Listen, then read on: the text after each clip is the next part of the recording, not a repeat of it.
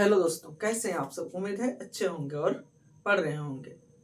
हम लेकर आए हैं अर्थमेटिक प्रोग्रेशंस 5.1 क्वेश्चन नंबर 2। ठीक है, क्या है देखते हैं।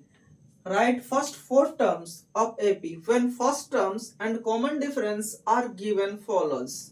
ठीक है, यहाँ पे first terms and common difference दिया हुआ है। पहला क्वेश्चन को सॉल्व करते हैं। इसका a is equal to 10 and d is equal to also 10।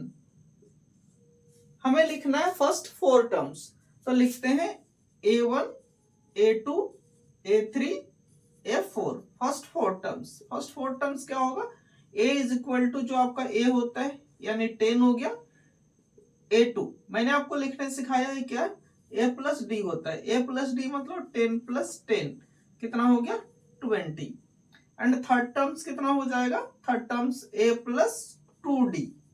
a plus 2d यानी a 10 प्लस 2 इंटू 10। सॉल्व करेंगे आप इसको तो क्या हो जाएगा 10 plus 20 is equal to 30। And a4 यानी a प्लस 3d।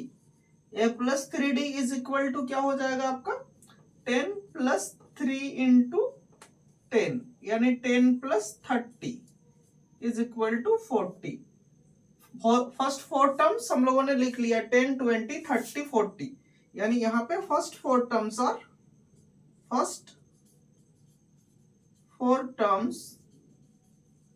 आर क्या हो गए आपके 10 20 30 एंड 40।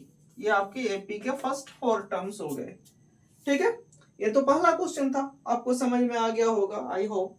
ठीक है, वीडियो पॉज करें और इसको नोट्स कर लें। चलते हैं क्वेश्चन नंबर सेकंड की ओर। इसका क्वेश्चन नंबर सेकंड क्या है आपका, a इज इक्वल टू, इसको रहने देता हूं सेम टू सेम, यही प्रोसेस यूज करेंगे।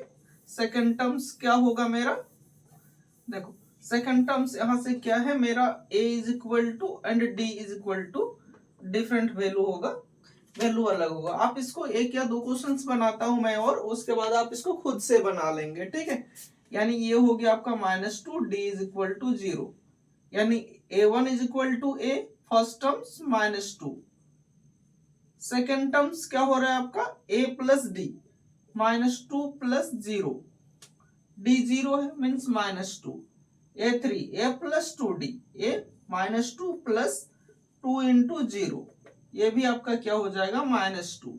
a plus 3d -2 plus 3 into 0, ये क्या हो जाएगा आपका ये -2।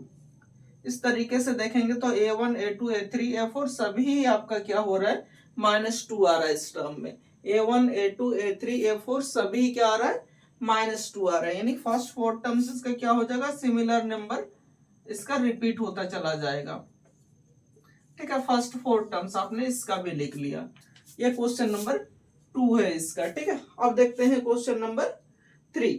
क्वेश्चन नंबर 3 इसका क्या है, a is equal to 4, a is equal to 4 and d is equal to -3। a is equal to 4, d is equal to -3। Note down कर लो question. a is equal to क्या हो गया आपका 4 and d is equal to -3। ठीक है, question note down हो गया सबका। चलिए सॉल्व करते हैं।